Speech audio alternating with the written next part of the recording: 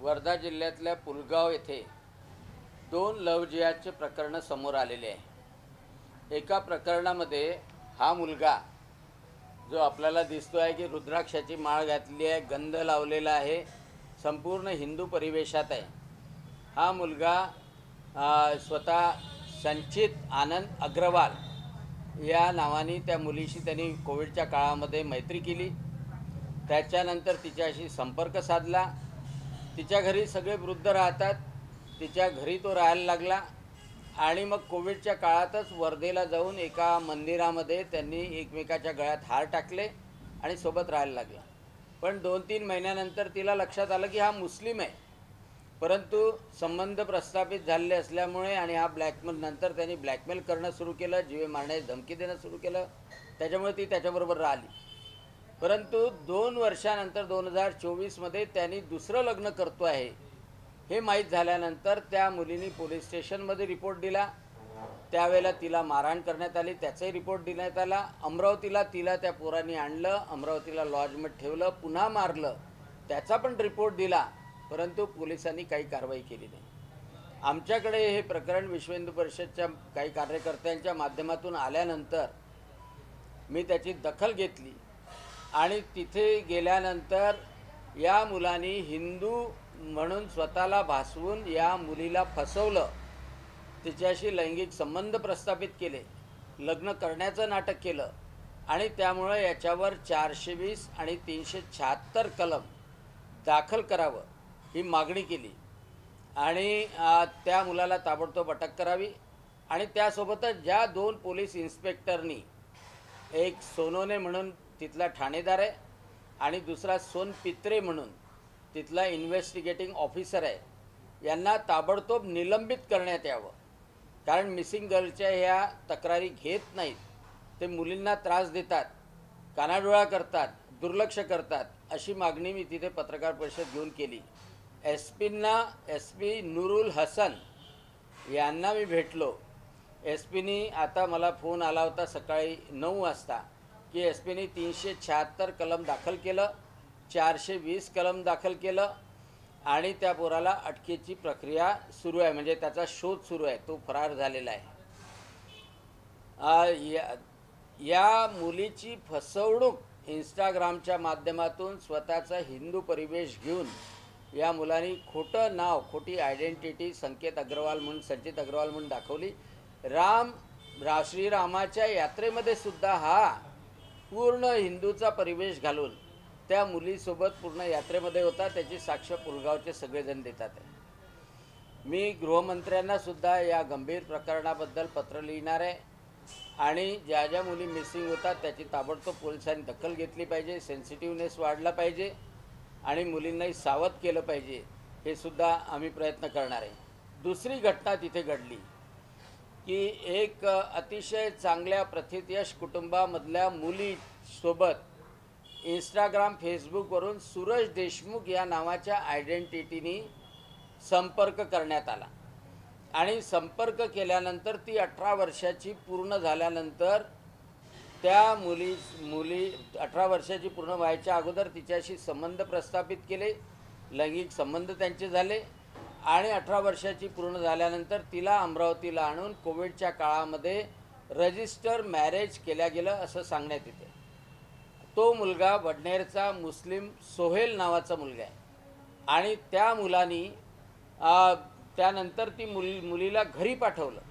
आईवडिलांना माहीत नव्हतं लग्न झालं म्हणून, आणि घरी 3 महिन्यानंतर 40 लाखाचे दागिने घेऊन ती मुलगी पळून गेली त्या मुलासोबत। या 40 लाखाचे दागिने घेऊन पळून गेली याचा रिपोर्ट वारंवार त्या बदनोरेंनी पोलीस स्टेशनमध्ये दिला पुलगावच्या, परंतु तिथे तेव्हाचा तत्कालीन ठाणेदार शेळके यांनी तो रिपोर्ट घेतला नाही। शेवटी त्यांनी पोस्टाने रिपोर्ट पाठवला। तेव्हाचे एसपी होते, ॲडिशनल एसपी होळकर, यांनासुद्धा ते भेटले, परंतु त्या होळकरच्या सूचनेनंतरसुद्धा शेळके नावाच्या ठाणेदारांनी हा रिपोर्ट घेतला नाही। आता या मुलीच्या प्रकरणानंतर ते मला ताबडतोब भेटायला आले, त्यांनी पत्रकार परिषदेमध्ये तिथे स्वतः ही आपबीती सांगितली आणि आज ती मुलगी कुठे आहे हे त्यांच्या आईवडिलांना माहीत नाही। ती मुलगी कोणत्या कंडिशनमध्ये आहे हे त्याच्या आईवडिलांना माहीत नाही. त्याच्या आईचे मुलीशी बोलणं होतं, त्यावेळेलासुद्धा तिच्या बाजूला तो मुलगा उभा असतो असा यांना निश्चित संशय आहे. आणि त्यामुळं त्या मुलीला तिथून सोडवून आणून स्वतंत्रपणे तिला विचारणं आवश्यक आहे. आणि त्या मुलीला कोणता त्रास होत असेल, दुसरी महत्त्वाची गोष्ट की 40 लाखाचे दागिने घेऊन जात असेल तर पोलिसांनी ताबडतोब तिला आणणं, पकडणं, ताब्यात घेणं अतिशय आवश्यक होतं. परंतु पोलिसांनी संपूर्णतः दुर्लक्ष केलं. ह्या लवजिहादच्या घटना संपूर्णतः कट रचल्याप्रमाणे केल्या जात आहेत. म्हणजे बडनेर अमरावतीचं लवजिहादचं जाळं ते पुलगावपर्यंत, वर्धेपर्यंत पोचलेलं आहे. आणि म्हणून याची दखल मुख्यमंत्री, उपमुख्यमंत्री दोन्ही, गृह खात्याचे डायरेक्टर जनरल आणि सर्व पोलीस यंत्रणेने घ्यावी, यासाठी मी पत्रसुद्धा देतो आहे आणि या आपल्या माध्यमातून आवाहनसुद्धा करतो आहे. सर, कोल्हापूरच्या विशालगडमध्ये झालेल्या हिंसाचारानंतर संपूर्ण राज्यामध्ये मोर्चे निघत आहे. अमरावतीमध्ये सुद्धा एमआयएमच्या वतीने मोर्चा काढण्यात येणार, तुमची काय प्रतिक्रिया? कोल्हापूरमध्ये जिथे छत्रपती शिवाजी महाराज यांनी त्या विशाळगडाला पावित्र्य करून दिलं, त्या ठिकाणी एक दर्गा असेल, दर्ग्याबद्दल ऑर्डर असेल कोर्टाची, ठीक आहे, पण त्याच्या बाजूला 158 अतिक्रमण होते. हिंदूचे होते, मुस्लिमचे होते, दारूच्या पार्ट्या चालत होत्या, हिंसा केल्या जात होती, मटण खाल्लं जात होतं, तिथे बकरे कापल्या जात होते. हे कुठपर्यंत मान्य आहे? आणि त्याच्यामुळं ते 158च्या 158 अतिक्रमणं सफाचट करणं आवश्यक आहे. तसंही ती फॉरेस्टच्या अंतर्गत येणारी जमीन आहे, तिथे कोणतेही अतिक्रमण चालू शकत नाही आणि गडाचं पावित्र्य राखल्या गेलं पाहिजे. आणि त्यासाठी कोणी जर आंदोलन करत असेल, कोर्ट त्याची ऑर्डर देत असेल अतिक्रमण पाडण्याची, तर निश्चितपणे माझं समर्थन आहे. आणि संभाजीराजे भोसले यांनी जर ते केलं असेल तर निश्चितपणे मी तर म्हणेल की अतिशय चांगलं काम, पवित्र काम त्यांनी केलेलं आहे. बाकी जर त्या निमित्तानं कोणी गुंड प्रवृत्तीच्या लोकांनी हिंसाचार केला असेल तर त्याच्यावर कारवाई सरकार करणार आहे. परंतु समजा जर हे अतिक्रमण काढू नये यासाठी जर कोणी मोर्चे काढत असेल तर अमरावतीमध्ये आम्हीसुद्धा हे अतिक्रमण, विशाळगडावरचं अतिक्रमण काढावं. जिथे बाजीप्रभू देशपांडेची पावन खिंड विशाळगडावर जाताना लागते, अशा पवित्र गडावरचं संपूर्ण 1 अतिक्रमण संपूर्ण काढण्यात यावं. आणि ते काढण्याच्यासाठी समर्थनासाठी आम्हीसुद्धा भारतीय जनता पक्षातर्फे सर्व लोक निश्चितपणे रस्त्यावर उतरू. सर, भाजपाच्या कोर कमिटीची बैठक झालेली आहे. नेत्यांची निवडणुकीच्या पार्श्वभूमीवर दत्तादा आणि शिंदे गटावर आरोप केलेले आहेत. लोकसभेत अजित पवार गटाच्या नेत्यांनी मदत केली नाही. अजित पवारांच्या काही आमदारांनी महाविकास आघाडीला मदत केली असं भाजपचं म्हणणं आहे. नाही, कोर कमिटीचे विषय आहे आणि कोर कमिटी, मला माहीत नाही की कोर कमिटीमध्ये काय घडलं, तुमच्याकडून मी ऐकतोय. तर कोर कमिटीचे विषय आहे, त्यावर सामान्य कार्यकर्त्यांनी काही बोलावं असं मला वाटत नाही.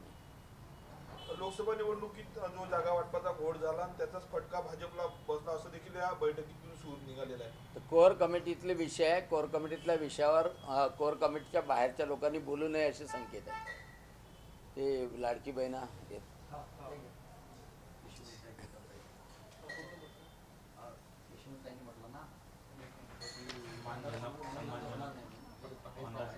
सर, लाडकी बहीण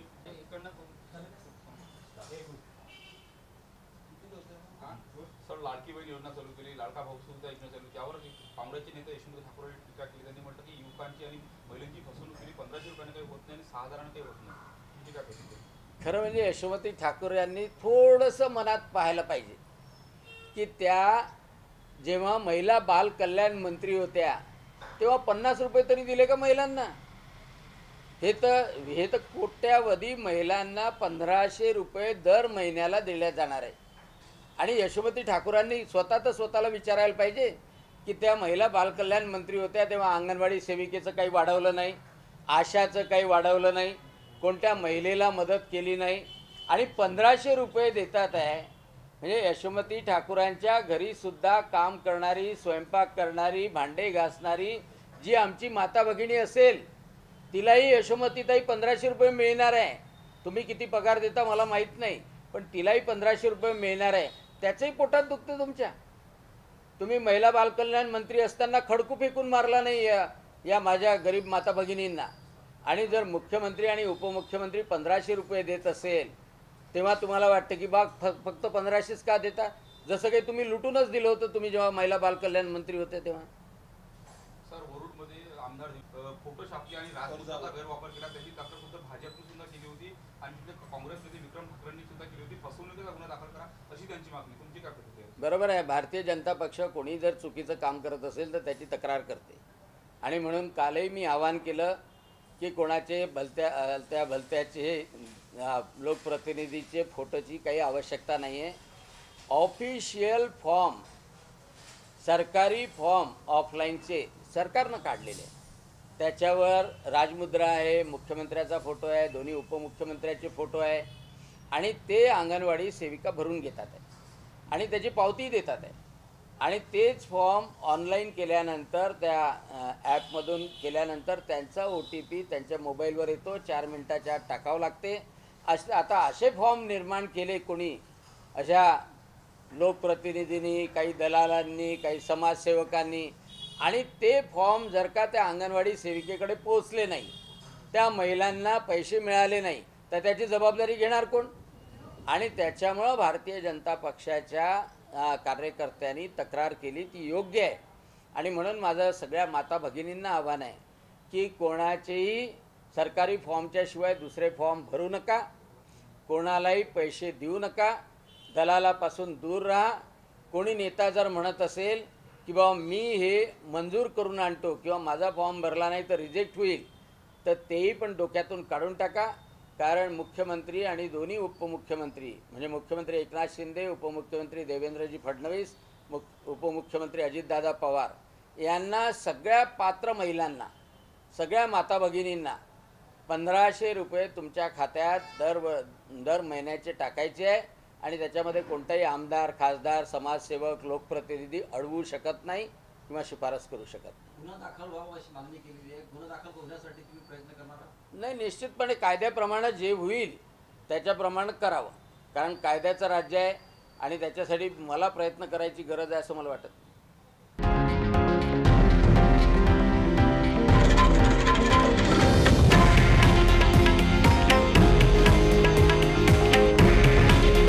हे आहे देशातील नंबर 1 न्यूज नेटवर्क आणि आपण पाहत आहात TV9 मराठी. काळजी तुमची, हित महाराष्ट्राचं.